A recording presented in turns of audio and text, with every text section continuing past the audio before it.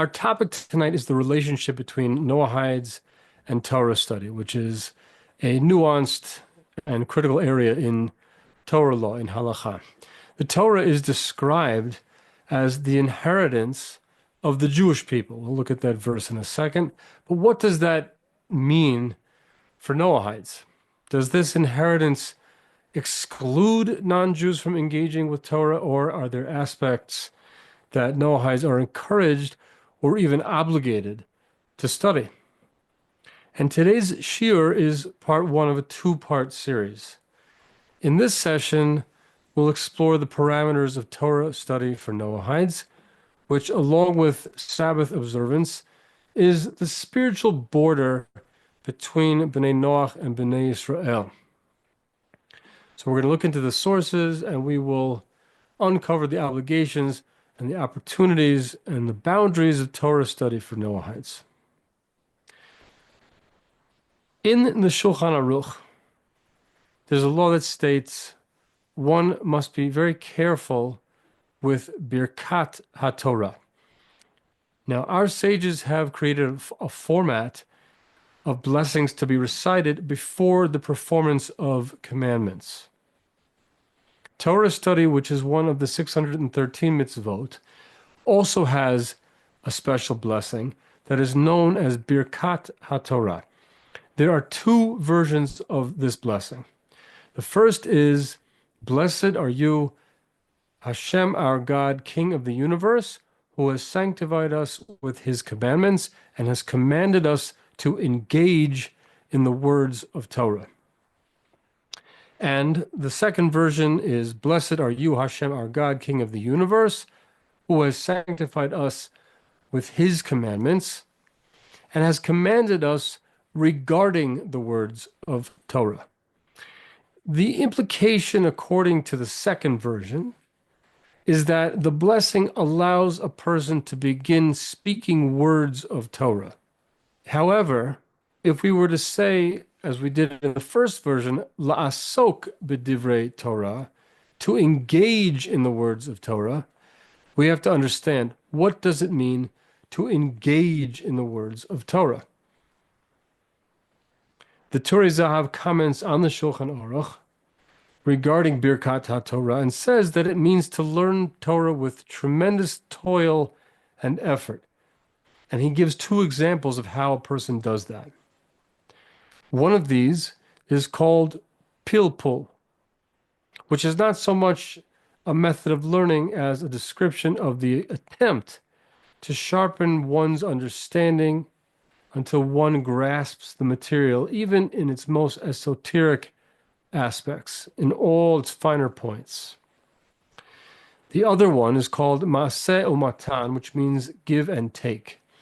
The classic use of the phrase Maaseh Umatan generally refers to business transactions.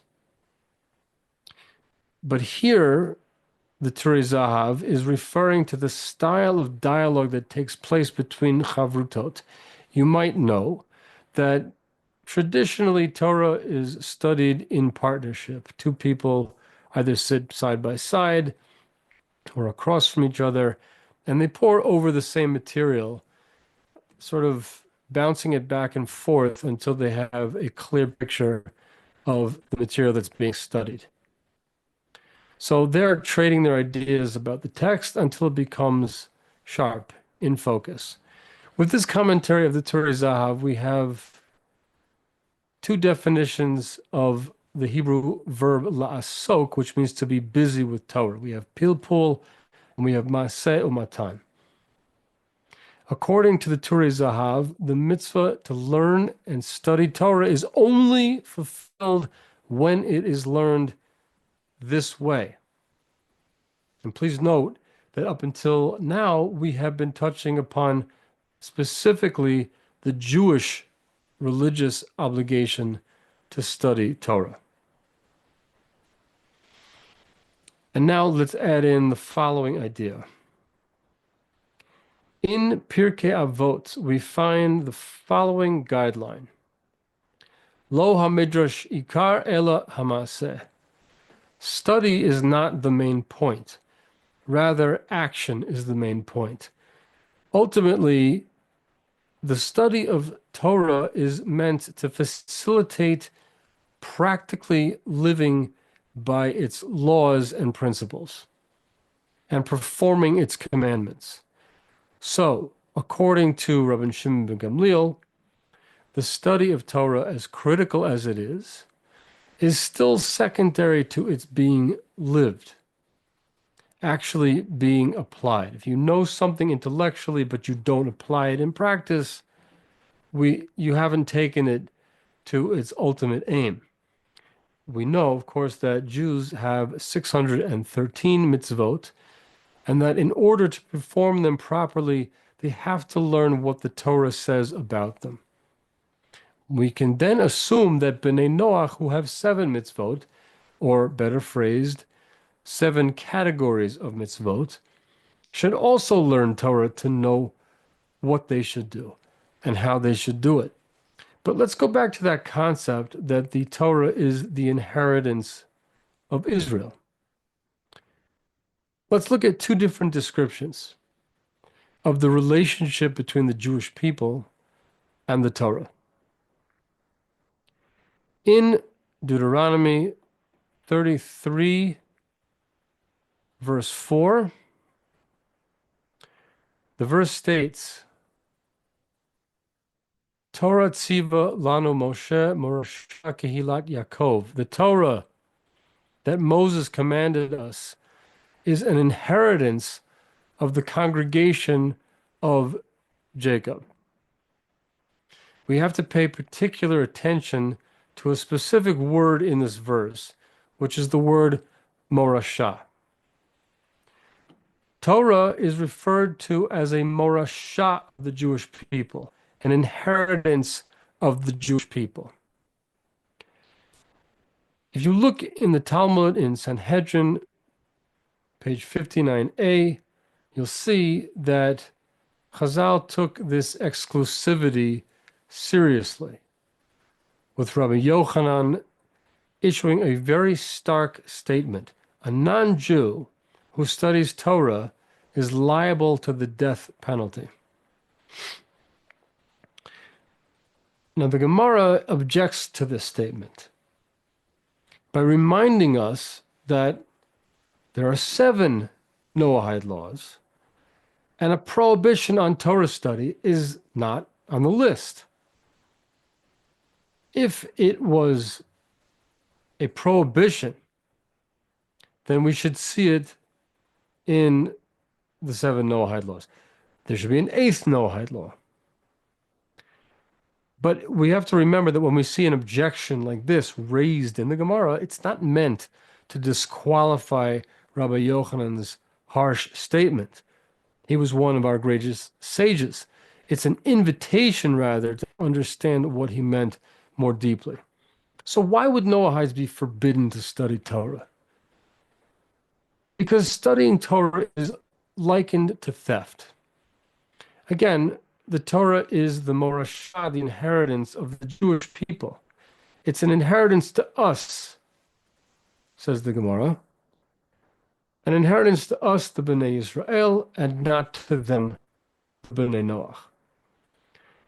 Unauthorized study of Torah by non-Jews constitutes taking what does not belong to them, which we otherwise recognize as gezel, or theft. And that is a prohibition that is in the list of the Noahide laws. Question is this really theft?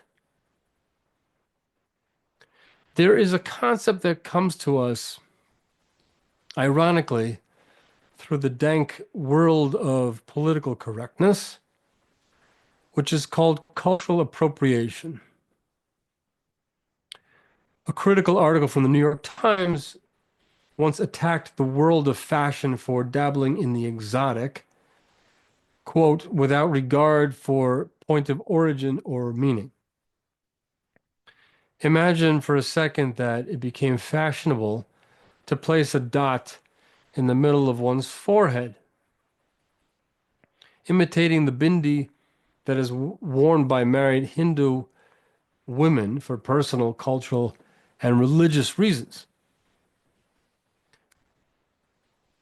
The warning that many people in the Noahide space give, which is that Noahides should not practice what they call Judaism light, is somewhat similar to this problem.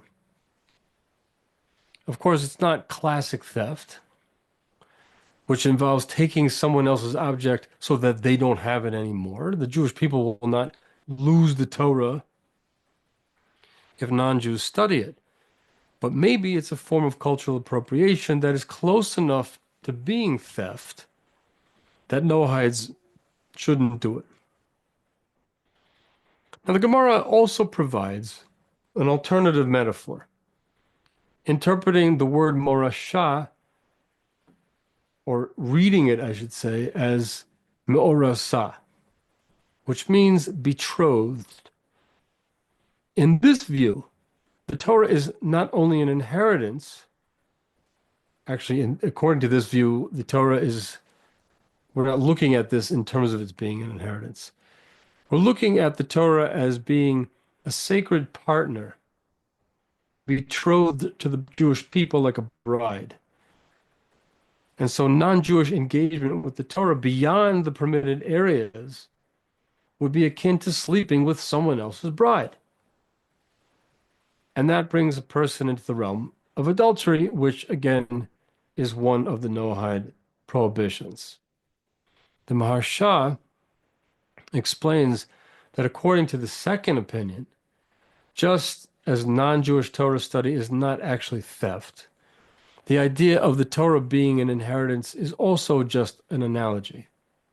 Because we see in the Mishnah an idea that the Torah cannot be acquired through inheritance. It's not like if you're born Jewish, then we could say that you are, well, let's say it like this. There is a natural inheritance. The Torah is the basis of the Jewish people. The Torah is the quintessential inheritance of the Jewish people. But from another angle, we would say that if you really wanted to make the Torah yours, you'd have to work in order to acquire it. Our commentators explain that just because your father or your grandfather learned Torah, that doesn't make it your accomplishment. You have to do the work yourself. It's not an inheritance in this sense. In fact, it is in the public domain for anyone to take. How do I know? Just go to sefaria.org and you will find the entire Torah there, and you can read as much of it as you would like. It's not something that is kept behind a vault somewhere. But on the other hand, a person can't really be said to have it unless they learn it. So the word morasha must mean something else. It means a betrothed woman. The Maharsha explains that when the Torah was given at Mount Sinai, it was like the fiancé of the Jewish people. When you encounter the Torah, it's like your fiancé. When you learn it, it becomes your wife. So if a Gentile engages in the study of Torah, it's as if he has slept with the B'nai Israel's fiancé and is now in transgression of the prohibition against adultery, which again is one of the Noahide laws. So either way you slice it, we understand now how Rabbi Yochanan could have made this very stark statement that he made, that whether a person has committed theft or adultery is liable to death according to the Noahide law. But then we have Rabbi Meir, who makes a second objection. He says, from where do we know that someone who's a non-Jew that engages in Torah study is like the high priest?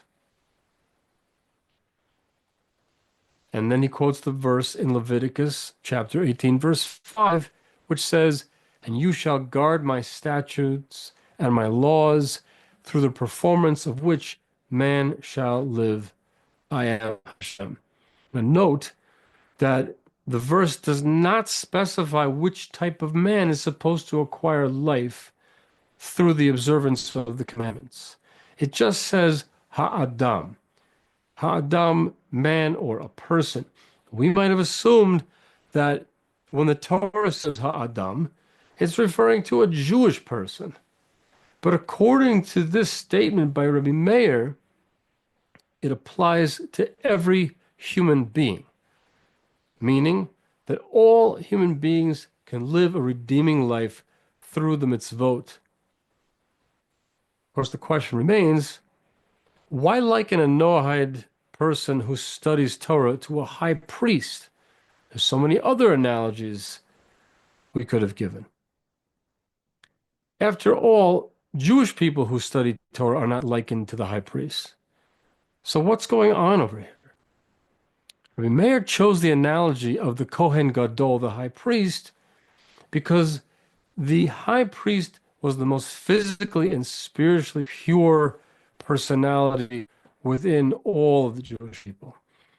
He was required to be that way in order to perform his functions in the Holy Temple. What Rabbi Meir is teaching us is that whether you are spiritually pure like the high priest, or you're a spiritual lowlife, the Torah is open to you. It's accessible to you. And Rabbi Meir is telling us that it doesn't matter if you're not Jewish, because a non-Jew reaches the highest level, the Kohen Gadol level, the high priest level, through in-depth study of Torah. Now that should not have cleared up this issue for us, because we have polar opposite opinions now that come from the Gemara. I'm aware that people who are coming into Torah from outside, from other religions, are probably not used to the idea of there being multiple opinions and interpretations of something. We have to understand that the Torah is like a diamond. If you look at a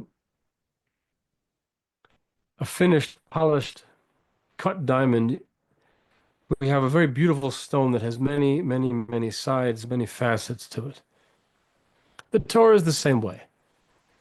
We turn it around and we see infinite sides, but they are infinite sides of the same beautiful, precious stone. But again, we're left with two opinions in the Gemara that are totally opposed to each other. What are we supposed to do? It's death penalty or high priest.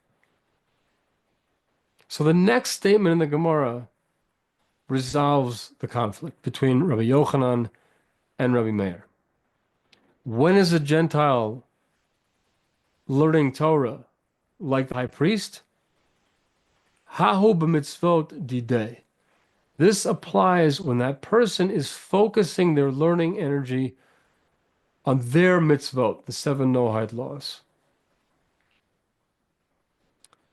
The Rambam says the non-Jew who engages in Torah study, quoting Rabbi Yochanan, is liable for the death penalty.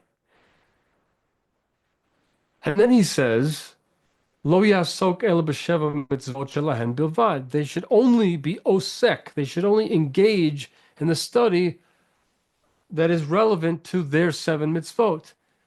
If we've read this properly, we understand that this quote from the Rambam actually combines both opinions, combines the opinion of Rabbi Meir and includes the resolution between the opinions of Rabbi Yochanan and Rabbi Meir. He also goes on to say that a non-Jew who learns Torah is not actually executed for it, as Rabbi Yochanan also says. So what's going on over here? Again, on the one hand, Rambam quotes Rabbi Yochanan saying that a non-Jew engaging in Torah study is liable to the death penalty. And then he says, gives the resolution from that passage in the Gemara that they should only be involved in the study of the 7 mitzvot. And then finally gives the other statement from Rabbi Yochanan that although they may be liable to the death penalty, they're not actually executed for it. So why is this?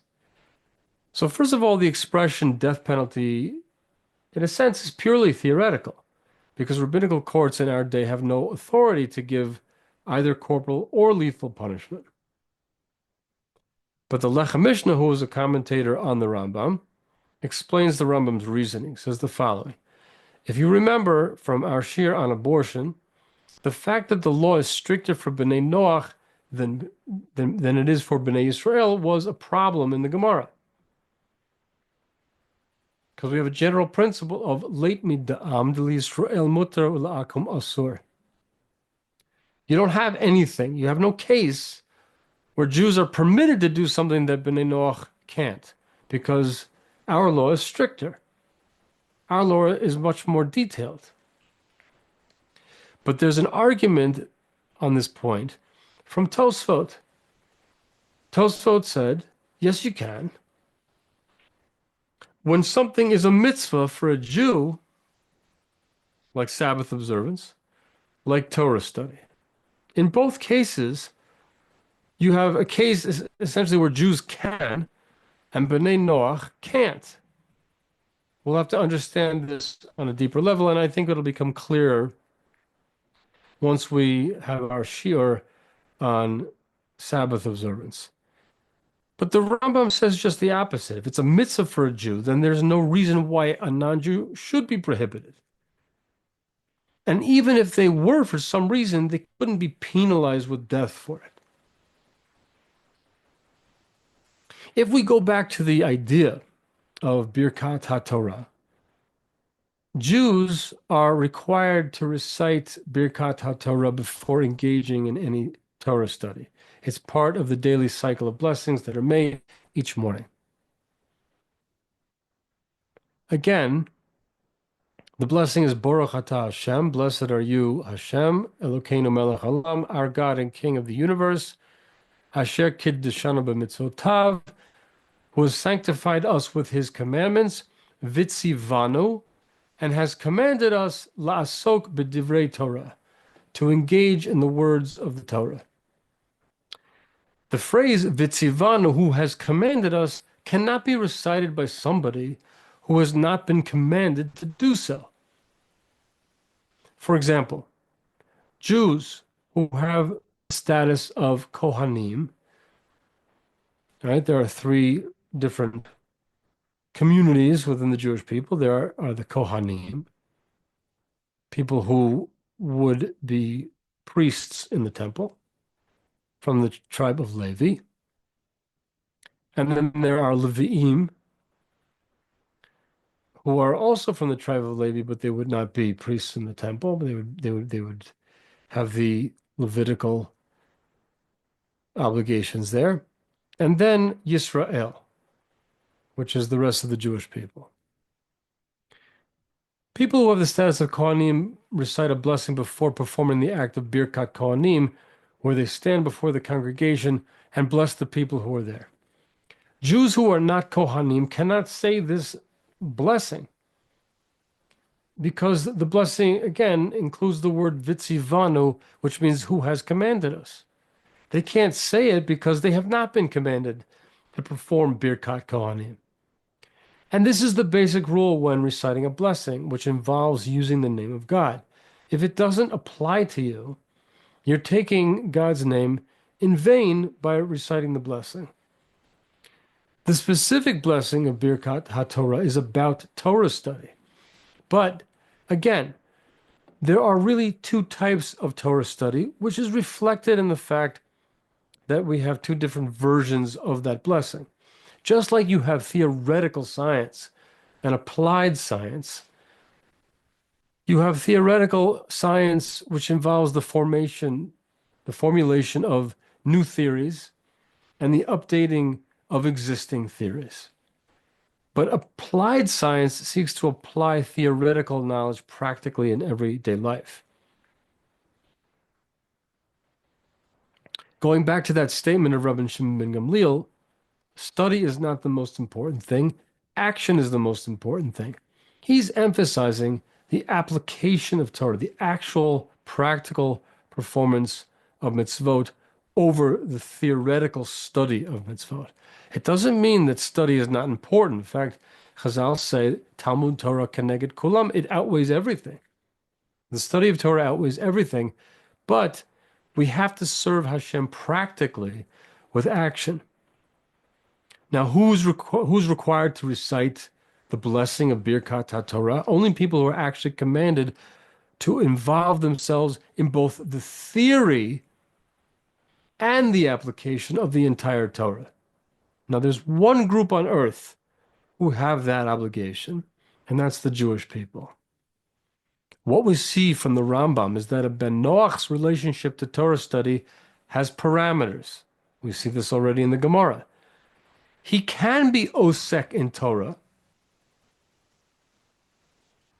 both in the theoretical sense and in the applied sense, with toil and effort, with pilpul and maseh umatan, but specifically as a way to enable him to fulfill the Noahide laws. It's not an obligation. The key is action, actual fulfillment of the 7 laws.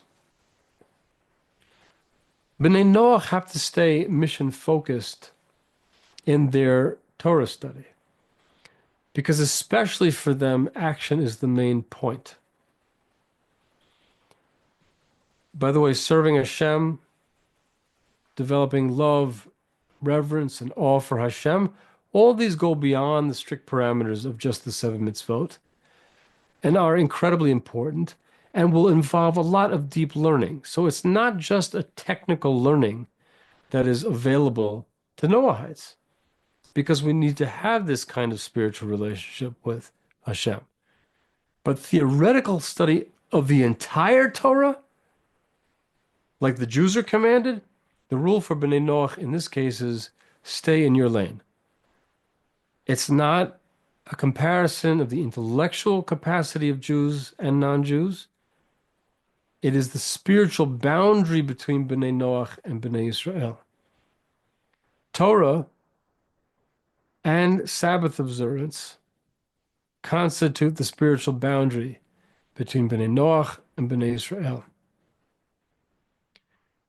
But we live in a world of educated and intelligent people. If the B'nai Noach want to have a richer, deeper, and more fulfilling religious life, they're going to want to engage in the study of Torah. They're going to want to develop their character traits. They're going to want to develop that relationship with love and awe and fear and closeness to Hashem. Torah study for Noahides, in conclusion, is both a privilege and a responsibility, which offers them a very profound connection to Hashem's wisdom while respecting the halachic boundaries of how that study can take place. The Torah has universal truths, a universal message, which resonates with all of humanity. But its sanctity as the unique heritage of the Jewish people still must be preserved. When Noahides engage deeply with their mitzvot, and also with the ethical principles of Torah, Noahides fulfill their spiritual mission on earth and become partners with B'nai Israel in creating a just and moral world. For Jews, this balance reaffirms the Torah as their sacred inheritance. For Noahides, it highlights their honored place in Hashem's plan. Together, these teachings can unite humanity under the values of Hashem's divine wisdom and righteousness. And may we all be blessed to grow in Torah exactly where we need to be.